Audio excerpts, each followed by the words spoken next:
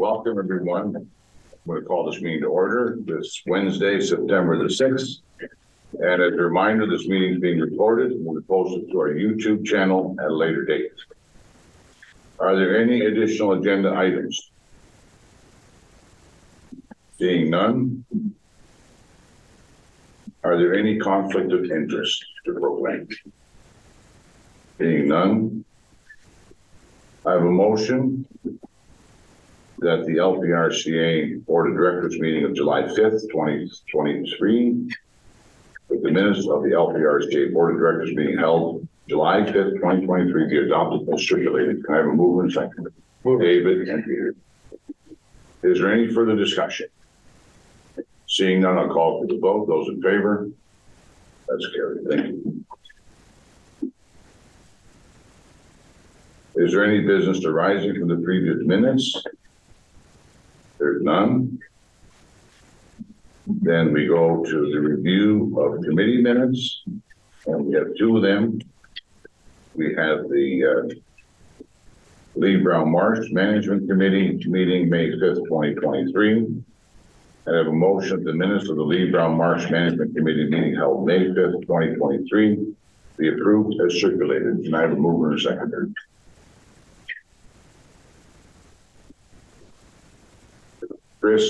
Chris, and Jelly. Any further discussion? Being none, I'll call for the vote. Those in favor?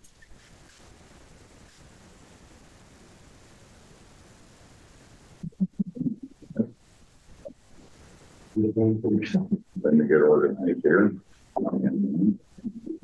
There's a motion that the minutes of the Audit and Finance Committee's meeting held August 24th, 2023 be adopted as circulated. Stu and Doug. Is there any further discussion? Seeing none, I'll call for the vote. Those in favor? That's carried. Correspondence, there is none. Then we go to development applications, and I believe there's 2 months worth of 45. Mm-hmm. So Leanne, can you speak to that, please? Permits, approved permits, I should say. Yeah. So LPRCA staff have been busy over the summer since our July Board of Directors meeting. There's been, I counted 44 permits that have been approved. There's a map at the end of the board report showing where in the watershed these approvals have been granted. And if you have any questions, I can answer them for you. Yeah, great. Thank you, Mr. Chairman. Application 13723. Unless I missed something in Norfolk Annex, a part of Walpole, I think there's a little typo there in that one. Yes, you're a good chair. When I was reviewing today prior to this meeting, even though we looked at this last week, Walpole and Lebanon County were correct. Any other comments or questions? I mean, like, and some of these say the proposed work, most of them do, and then others say to recognize the reconstruction. What's the difference? So most people come to us prior to development has started, so they come to us to ask permission in advance. Sometimes people have already completed the work, and then it gets flagged either by ourselves or the municipal building department, and then they have to come to us and still get a permit. So the difference between the wording is whether or not they're asking permission for something they haven't done yet, or they still need a permit for stuff they've already built, but it meets our policies, so we provide a permit after that. Do we charge them a penalty, like double fee like the county did? The fee schedule has a provision in there, so if it's a violation, if work has already begun prior to the issuance of the permit, it's double the fee. Okay, good thing. any further questions for Leanne or comments? Being none, hearing none, I have a motion the LPRCA Board of Directors receives the Section 28 Regulation Approved Permits report dated July 5th, 2023 as information. Rainey, and Dave. Is there any further discussion? Seeing none, I'll call for the vote. Those in favor? That's carried. Thank you. So then we'll go to new business. The first one I have here is our general manager report. Judy? Thank you, John. The first item, we had the kids fishing derby at Deer Creek on August 12th. It was very successful. 98 kids participated with their parents, and we had great response from the community and volunteers financially and at the event. So it was a very successful event, and we'll be having it again next year. We weren't able to have the Bacchus Kids Fishing Derby this year just due to the water temperature in the mill pond. And because we stocked the fish, there was no way they were going to survive. We would just have a bunch of dead fish floating. So we had to cancel that because it was scheduled in July, but we're hoping to be able to have both again next year. So Lee Brown, we had the meeting at the Marsh manager's house, and we hosted the 2 recipients of the Leighton and Betty Brown Conservation Scholarships, and it was Hannah Irvin and Adrian Van Holt, and they each received $1,000 towards their post-secondary studies.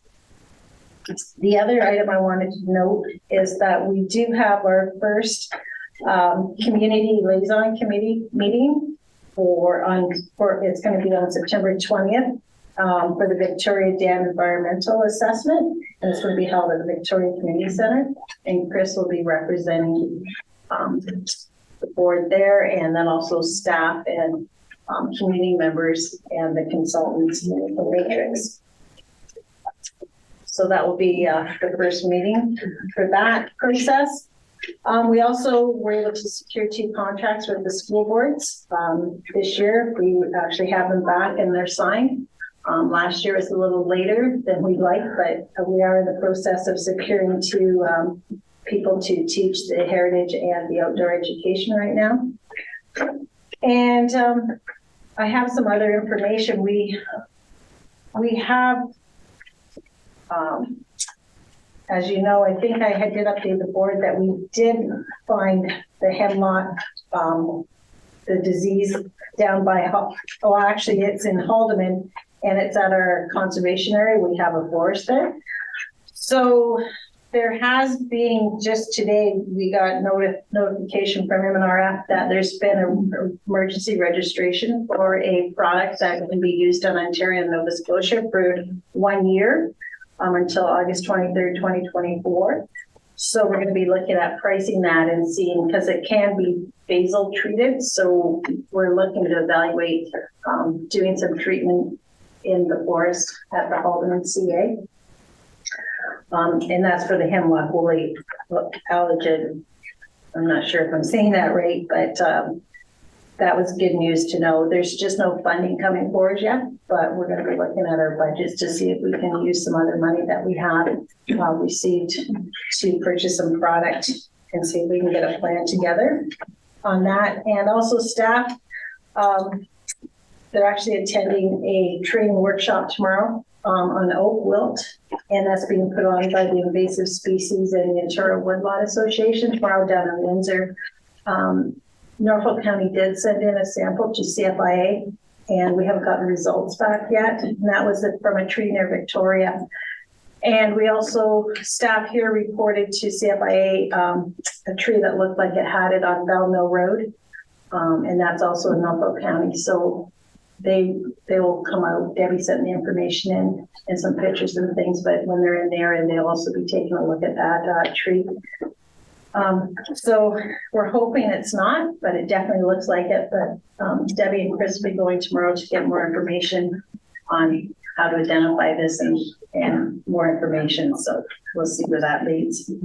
But that's all I have. Thank you.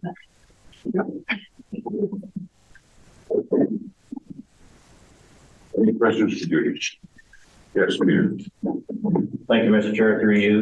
2 questions. Judy, Brown scholarships, is that still from 2022? The recipients that were listed there? Or is that from this year? Is this the second year that we're awarding 2 scholarships, or is that still the first pair? That used to be just 1, right? So this year there was enough interest and the committee decided to award 2 scholarships. So is that the second year for that then? Yes, last year we awarded 2. Okay. Yes. And then my second question was to do with the hemlock. Yeah. Is that a fungus or an insect, or what are we dealing with there? It's I guess it is an insect, and the product is actually imidacloprid. If you're familiar with that, I just printed off the product, but it is it's noted right in that it works with this insect. It is an insect. Yes, Thanks. go ahead, Bob. Thank you, Mr. Chair. Just a question, Judy, about fishing derby at Deer Creek was very successful. It sounds like, but canceled at Bacchus. Mhm. You said due to the water temperature. I was thinking because the water temperature was too cold. Too hot. It was too hot. Yes, and the fish that we stock, the advice we got, we want to measure the temperature that they would not survive. Like they only need to survive for a couple of days for the derby, but they wouldn't survive. Okay, so now I guess historically, is that It's an unusual event for that temperature inversion to take place like that? well, the pond has been silting in, but with the warm temperatures, it was just lined up that the temperature was just too warm. But that pond definitely needs to be what do you call it, dredged.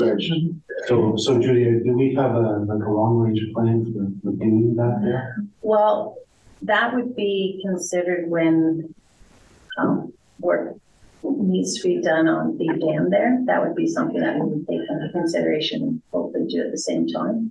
Okay. So Thank you, because I know a lot of people are kind of looking forward to that. I know. So I'll talk to Paul Gang and see if there's any other route that we could do prior to working on the dam there, because it's definitely also helps with water quality. Thank you, Judy. Thank you, Mr. Chair. I don't know, Tom, what's worse, if we have 40 kids and nobody catches a fish, right? They all go home empty-handed. Well, Mr. Chair, my own experience is it doesn't matter the water temperature, I never catch fish. Okay. Any other questions for Judy? Being none, I have a motion that the LPRCA Board of Directors receives the General Manager's report for July and August 2023 as information.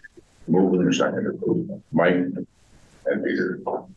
Any further discussion? Those in favor? That's carried. So now we have the second quarter financial report, June 30th, 2023. And Aaron, you're going to look after that? Yes, thanks. So the Q2 financial report provides budget versus actual comparison of revenues and expenditures for 2023 fiscal period up to and including June 30th. Operating revenues total $3.64 million, with expenditures of $2.38 million. Revenues represented 62.5% of the annual budget, and expenditures represented 42.8% of the annual budget, resulting in a surplus for the period of $1.25 million. Revenues are $646,000 greater than 2022, or up 21.6%. Expenditures are $402,000 greater than 2022, or up 20.3% for the same period year over year. The operating surplus of $1.25 million is $245,000 greater than the 2022 surplus of $1.02 million. Planning user fees of $143,000 through the second quarter are down 3.8%, or $13,775 compared to the $156,000 of 2022. Planning staff responded to 56 lawyer inquiries, issued 126 permits, participated in 68 planning act reviews, and participated in 13 pre-cons over the period. The forestry program is issued and awarded 4 tenders, resulting in $325,849 in revenue, exceeding the 2023 budget of $310,000. There is no more planned tenders for the remaining 2023 period. Campground revenues at June 30th total 1.49 million in comparison to 1.42 million in 2022. At the end of the second quarter, we had 443 seasonal campers that had been registered, exceeding the budget of 430. The campgrounds have generated a surplus of 893,000, exceeding the 2022 surplus of 611,000 for the same period. Overall, the authority is in a favorable position up to and including June 30th of the year. If there's any questions, I'd be glad to take them. Yes, Doug.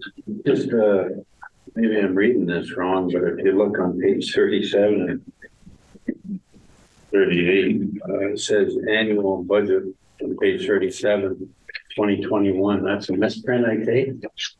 The very top, it says current year to date. Then it says 21 annual budget. That's an error, right? Yes.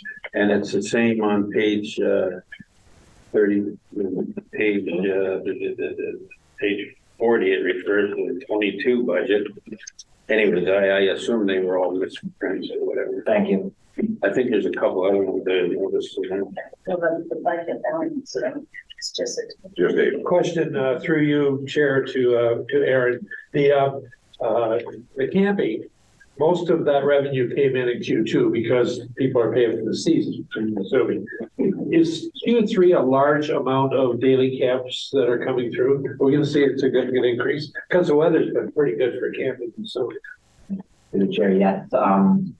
May 2 is typically busy in the July, but it really picks up throughout the summer. And reviewing the revenue income distribution reports from the Labor Day weekend, we did really well. We only had unused sites available for this past one weekend. that's great. That's great news. Thank you. any further questions? Aaron, I'm looking on page 46. This is the capital project line that I always raise up. And can you just run down some of those projects like Norfolk campground there, hydro upgrades? I guess we're not going to be able to touch that, right? If you could just run down those various projects that are in progress. Sure. Through the chair to Mike. So you just want me to touch on the ones that are in progress? Right, yeah, how they're coming along. Well, the Victoria Dam environmental assessments on the plan. And I noted that we're having our first committee meeting. The Lehman Dam safety fencing, that is also another WECI project. And we are putting that out for tender. We had to get it designed by an engineering firm to meet the requirements of the fencing under the, what is that? The Ontario Building Code. The Ontario Building Code. So that will be completed. We're confident on that. The hydrology study, that project is in progress. Staff has been working with MNRF and the consultant on that. And the floodplain, let's see. Well, the floodplain mapping should, let me see. What is that? That's the Big Otter. Oh, the Big Otter one. So that's in progress also. And I need my ruler. The other ones that are in progress. The Deer Creek CA dump station, we were able to upgrade that to make it better for trailers to get to the site, and that was done in-house with the staff, but at this time in June, not all the invoices had been in, that's why it's still in progress. The work actually is completed. And the roof was replaced at the back as pool house, came in under the actual quote. The contractor charged us less, which was a pleasant surprise. The water system upgrade, that basically is complete. That's where we put the new well in and the whole new treatments, equipment, and put up a building, but the workshop made the building. Not all the invoices have come in, but we're pretty close to budget on that. And the truck replacement, that was the prior year truck that we got deferred to 2023. That came in, and then our other two trucks, we have taken possession this month. So that is actually complete. And we actually were offered additional discount. There is more incentive pricing from Dodge. So the dealership over here at Eckenberg's actually passed on, it was 2,500, 2,700 additional dollars that off the tender price, which they didn't have to because it was, we purchased it under contract. So that was for the two trucks. So that was nice of them to pass that along to us. We did purchase a lawnmower, as you can see there.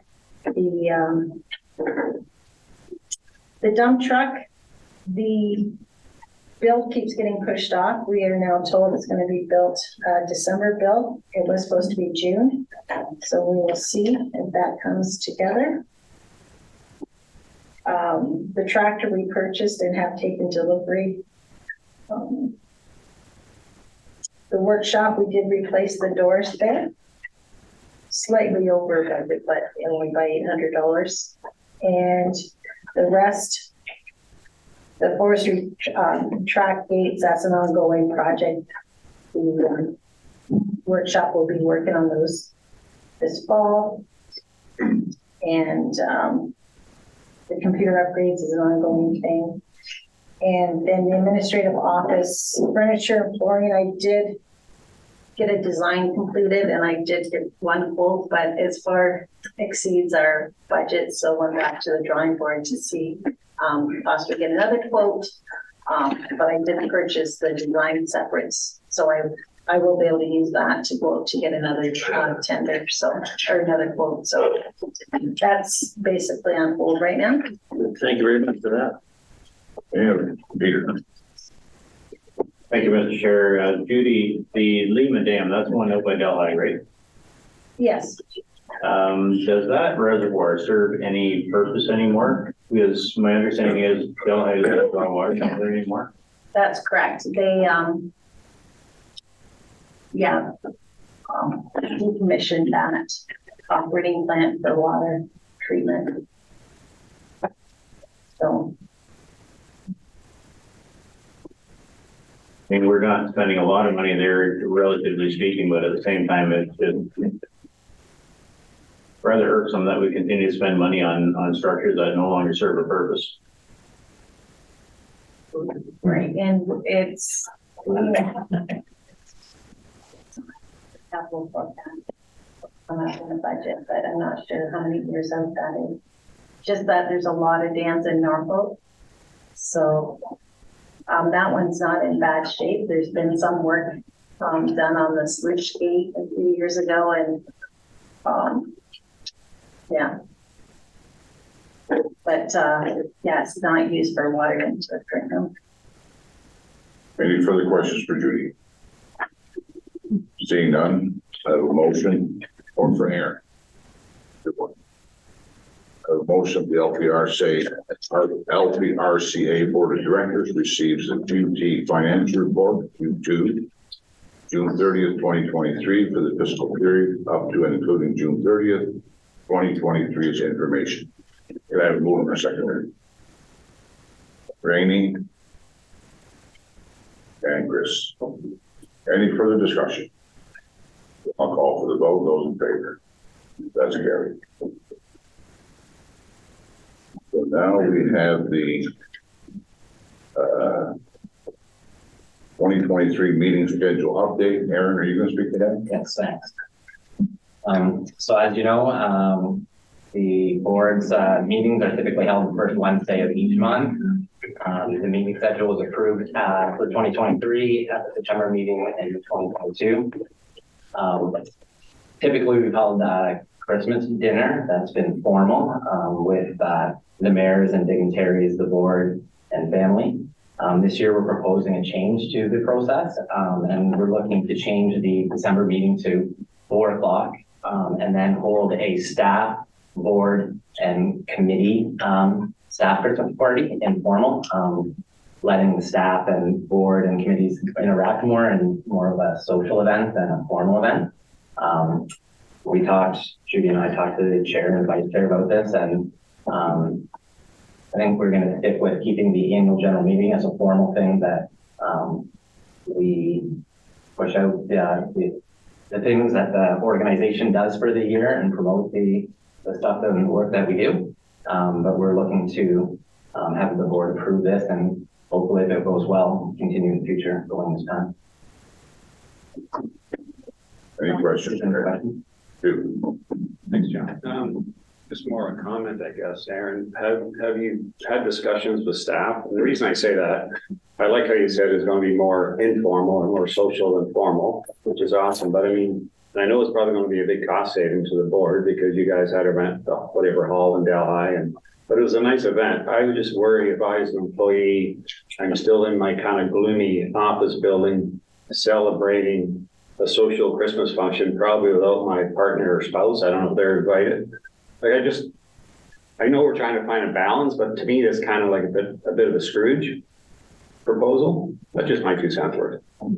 Through the chair, this proposal, when we were thinking about it, was not about financial. There may be some financial savings. However, this is just my take from the staff here in my 5 years of being here. It was lightly attended, probably 50-50.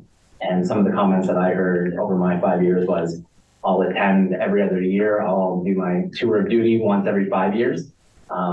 It was not something that was looked upon, even though management and supervisors usually always attended.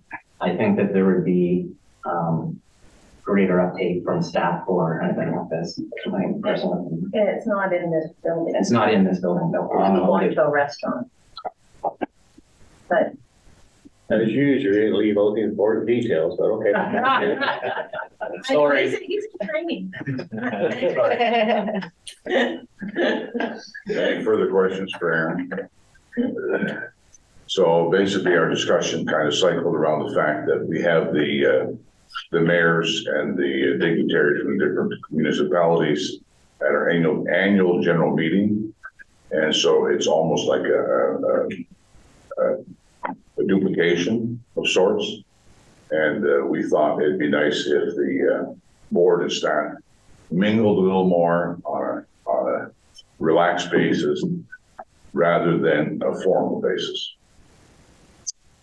Any further questions? Oh, Mr. Chair, I believe, I believe what was discussed too, that when we do the AGM, there would not be followed by a regular meeting. Am I correct? We've always done that. And then the dignitaries that come, we don't have time to mingle with them because we go right from our reports at the AGM into our regular monthly meeting. Did I catch that correctly here? So that's what our thoughts were also, that we would be able to separate keep the business separate from the AGM meeting, right, and then have a mix and mingle with the dignitaries, with the people that are attending, so that you get a chance to talk to people and stick to just the business that you do at the AGM. At the AGM. Okay, anything else? Yes, Robert. Yeah, I support whatever the board wishes. My comment would be that the ones that are being left out are the partners and significant others of the board members and staff. There's no opportunity for that to happen at the annual meeting or at this meeting. And I know speaking from personal experience, and I've attended a lot of these in the past, some I haven't been able to, but I know the wives really appreciate coming and they're all sitting home tonight while we're here, but that's my only comment. And it seems to be something that's being left out with this process.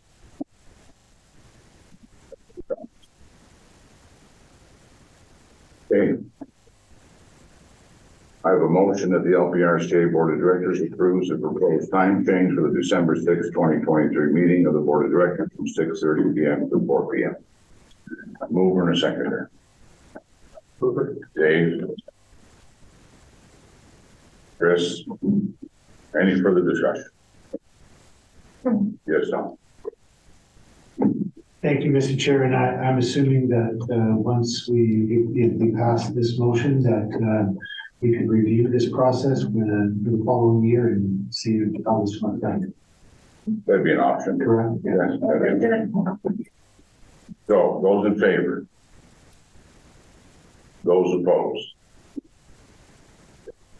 So we have one opposed. Peter, did you oppose? No. So that's carried. So then the next item on the agenda is a regulatory changes and reserve establishment. And who is going to see, is Aaron going to speak to that? Yes. So this report here is in regarding, once again, the conservation amendments, the amendments to the Conservation Act that happened in 2019 and 2021. As CAs were required to categorize programs and services by categories that were established by the ministry. The authority has two category 3 programs, campgrounds and forestry, that are self-funded by user fees, and current year surpluses are used to support a reduction in the municipal levy and to acquire category 3 tangible capital assets. LPRCA also operates a motor pool service that internally recovers operating and capital cost replacements from the individual departments. The authority currently has various internally restricted reserves that have been established by the board of directors to ensure that funds are available for financial relief in the event of significant loss of revenue or other financial emergencies. Currently, the default reserve for the authority is the unrestricted reserve, in which all operating activities flow through. At December 31st, 2022, the balance in the unrestricted reserve was $3,141,603, which represents 54% of the operating budget. The table at the top of page 49 indicates the balance of the internally restricted reserve at December 31st, 2022, as presented in our audited financial statements. Staff are proposing the establishment of 2 new internally restricted reserves to align with the new regulations. The first reserve, the user fee reserve, would be for the operations and capital of the self-sustaining programs and services, i.e. forestry and the campgrounds. The second reserve is the motor pool reserve, and this would be used for the operations and capital replacement of the authority's motor pool fleet and equipment.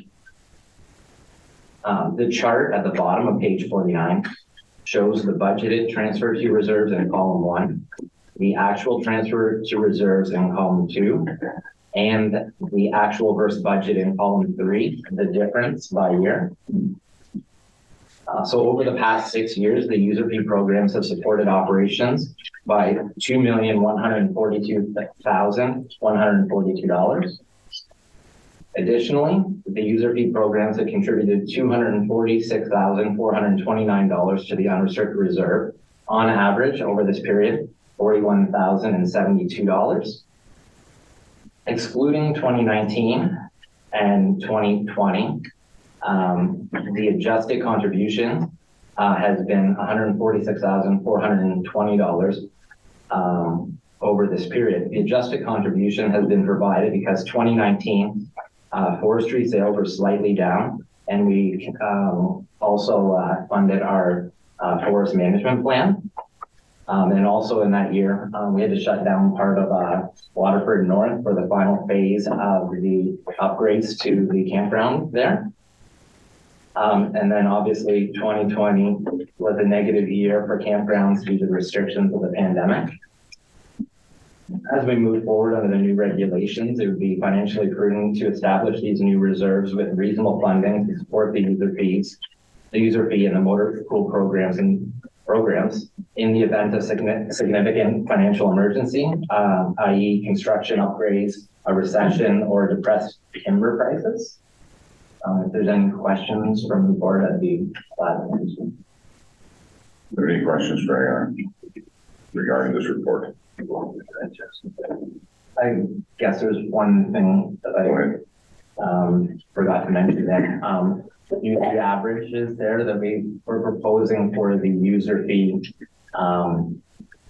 reserve to have an initial start of $750,000 and the motor pool of $100,000 or $725,000. Okay. Any further discussion? Any questions? Seeing that, Robert.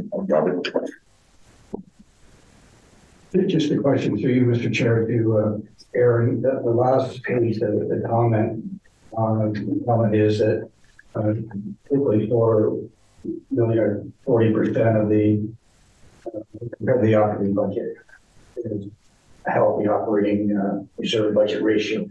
When would that be a red flag? What percentage should we look out for and serve as a flag when it's becoming unhealthy? 20%, 30%? Through the chair, our former auditor said a threshold would be about 25% and below would be unhealthy. Okay. Any further questions? Okay, I have a motion that the LPRCA Board of Directors approves the establishment of the user fee reserve and motor pool reserve in the amount of $750,000 and $100,000 respectively. Need a mover and seconder. Doug and Peter. Is there any further discussion? Seeing none, I'll call for the vote. Those in favor? That's carried.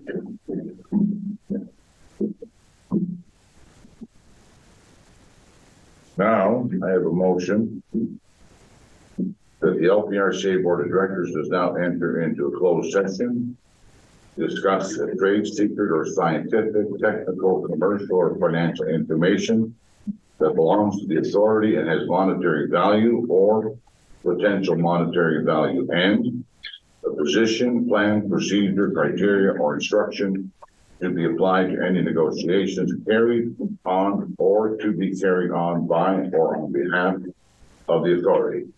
I need a mover in a second. Chris and Mike. Any discussion? Those in favor? That's carried. So I have a motion that the LPRCA Board of Directors does now adjourn the closed session meeting. Mover and seconder. Those in favor? That's Gary. Thank you. Next meeting is October the 4th, 2023, and this meeting is now adjourned.